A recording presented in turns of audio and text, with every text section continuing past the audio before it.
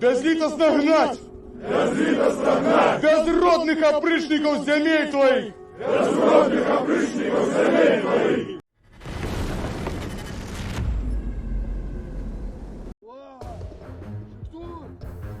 The number of foreign volunteers joining the Ukrainian Defense Forces has surged following statements from the Trump administration, according to the Kyiv Independent. A massive flow of foreign volunteers eager to help Ukraine and sign contracts has been recorded following a series of high-profile statements by Trump and the scandal involving Ukrainian President Volodymyr Zelensky. According to a recruiter from one of the most elite units of the Ukrainian Defense Forces that accepts foreign volunteers, the number of applications has increased by several thousand following the dispute in the Oval Office.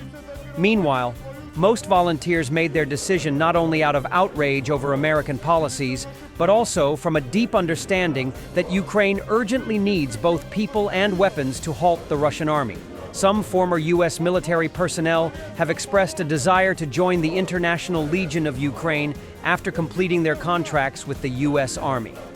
The Kyiv Independent spoke with a 25-year-old artilleryman and U.S. Army veteran who arrived in Ukraine after finishing his service. "It's frustrating to sit around and do nothing when you know you can do something right," William shared. He mentioned that his turning point was the meeting between Trump, Vice President J.D. Vance, and President Volodymyr Zelensky in the Oval Office on February 28th. Another U.S. Army veteran, Ron from Colorado, who served in Afghanistan, also expressed his intention to join the Ukrainian Defense Forces. He explained that he was disillusioned with U.S. policy towards Ukraine, prompting him to take matters into his own hands and contribute in any way he could. "It's an absolute shame to me. I just can't sit by and watch it happen anymore, especially when the people of Ukraine are so freaking brave and they're doing such great work with the limited equipment we have given them," Ron told the Kyiv Independent. Another volunteer is a 40-year-old man who introduced himself as Esquire. He has never served in the military, is married, and has 2 children. When asked what motivated him to join the Ukrainian Defense Forces, he replied, "I feel betrayed, sickened, and like my country is no longer what I thought it was." Militarny previously reported that the 12th Azov Special Operations Brigade of the National Guard of Ukraine started recruiting foreigners. Soldiers of the Ukrainian Air Assault Forces, together with adjacent units, captured 8 Russian soldiers of the Russian Airborne Forces and the Russian Naval Infantry in the Kursk region. The press service of the command of the Ukrainian Air Assault Forces reported on this. All the prisoners of war belong to elite units of the Russian military, the Russian Airborne Forces and the Russian Naval Infantry. In particular, they are servicemen of the 810th Guards Naval Infantry Brigade, the 76th Guards Air Assault Division, and the 83rd Separate Guards Air Assault Brigade. The prisoners of war were provided with timely medical and psychological assistance. In their units on the territory of the Russian Federation, they were subjected to inhuman treatment, torture, and even executions for failure to comply with criminal orders, the command of the Ukrainian Air Assault Forces reported. Despite the withdrawal of the Ukrainian Defense Forces from the city of Sudza in the Kursk region to take up more advantageous positions near the eastern border of Ukraine, the fighting in the Kursk region continues. According to official information, on March 15th, there were 11 clashes on the Kursk front since the beginning of the day, 3 of which are still ongoing. In addition, the enemy carried out 21 airstrikes, dropped 32 guided bombs, and also conducted 150 shelling attacks on Ukrainian military positions and settlements. The intensity of combat in this area is among the highest on the entire front, surpassed only by the Pokrovsk direction. As President of Ukraine Volodymyr Zelensky highlighted in his address on March 15, 2025, the Kursk operation is progressing successfully. This has led to the enemy concentrating significant forces in the region, which has, in turn, alleviated pressure on other sectors. On March 12th, Commander-in-Chief of the Armed Forces of Ukraine, Oleksandr Syrsky, said that Russian troops are seeking to move the fighting to the Sumy and Kharkiv regions. According to his data, since the beginning of the Kursk operation, the total enemy losses amount to over 54,900 personnel. Of these, more than 22,200 are killed. 31,800 are wounded, and 942 are prisoners of war. Deterring the enemy on the eastern border of Ukraine in the Sumy region is of critical importance.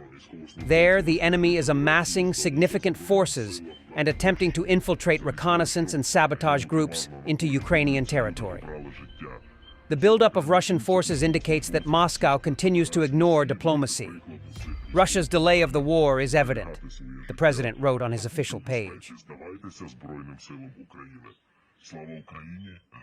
Another clear example of how Russian propaganda channels shoot their videos about Sudzha martyrs. In the footage, one and the same Sudzha resident first talks to Ukrainian soldiers when they still fully controlled the city. And in the second video, he is already in a Russian propaganda studio crying about occupation horrors.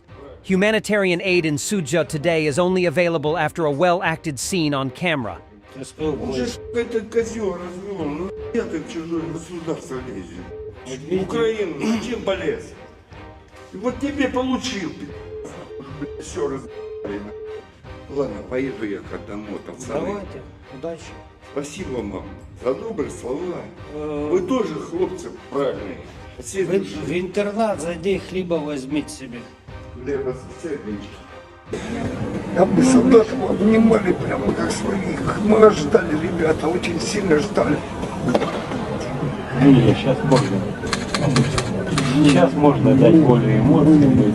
Вот эти, все вот эти залетные, вот эти, как говорится, вот эти все наемники, да, поляки, помню меня как сейчас, прямо в голову дал, прямо кровью залился. Ну, женщин как-то меньше трогали, а больше на мужиках отрывались, колосматили нас.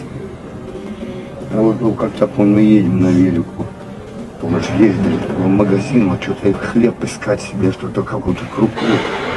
И прямо вот эти бандеры ловили, говорят, слава Украине. Куда нам деваться, а? Пристрелили. Полностью вооруженный до зубов. У меня даже не было ни черта отбиться. Выкручивались мы как могли. Russian propagandists repeat Putin's demand for Ukraine not to be receiving weapons during a possible ceasefire. Double standards shining brightly. If the United States is truly interested in ending hostilities, the most important factor, number one, is not even the ceasefire as such, but the cessation of weapons supplies to Ukraine. The question arises, how to control it?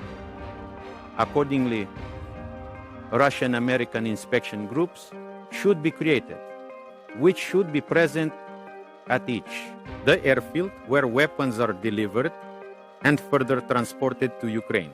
Diplomatic immunity, satellite communication means. So, if the American partners want peace so much, let's start with that. Thanks for watching, and don't forget to subscribe. Also, if you want to support Warthog Defense, please become our member and get early access to new videos, exclusive members-only videos, and become administrator in comment section. The membership link is in the description. Rescues every day. We had a guy last week, it's 6 rescues in 6 days. You know, he's doing the job every day.